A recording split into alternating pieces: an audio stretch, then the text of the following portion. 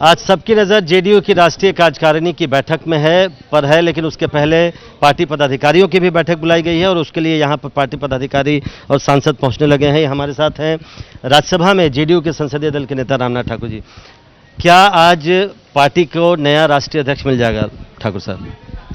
अभी तो एजेंडा में वो नहीं है।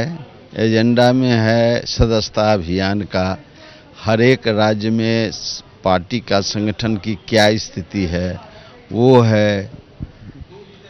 अभी तो एजेंडा में है नहीं, अगर आया तो उसके लिए तो बिहार के मुख्यमंत्री श्रद्धेय नीतीश कुमार जी बताएंगे। अभी वो एजेंडा में नहीं। चूंकि आरसीपी सिंह राष्ट्रीय अध्यक्ष थे, अब वो कैबिनेट में मंत्री बन गए हैं, तो ये अगर एजेंडा में आया राष्ट्रीय कार्यकारिणी की बैठक में तो जो विचार होगा, सर्वसम्मति जो तय होगा, वो माननीय मुख्यमंत्री जी आप समूह से संबोधित करेंगे। वैसे एजेंडा में मुख्य तौर पर आज क्या क्या चर्चा होनी है राष्ट्रीय कार्यकारिणी? वो सदस्यता अभियान के बारे में है, किस राज्य में दल की क्या स्थिति है संगठन के मामले में और वहाँ के क्या मुद्दे हैं, इस पर विचार होगा। सदस्यता अभियान पर ज़्यादा है।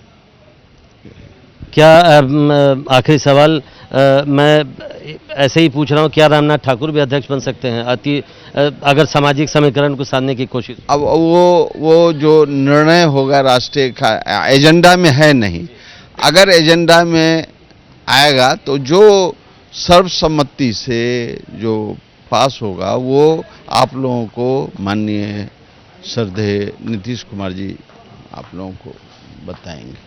बहुत बहुत शुक्रिया। तो रामनाथ ठाकुर कह रहे हैं कि वो अभी एजेंडा में नहीं है, लेकिन अगर वो चीज़ आता है तो जो भी फैसला करेंगे वो नीतीश कुमार करेंगे और फिर वो सबको मान्य होगा।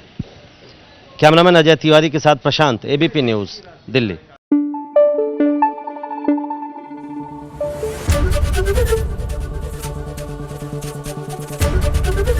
एबीपी न्यूज़ आपको रखे आगे।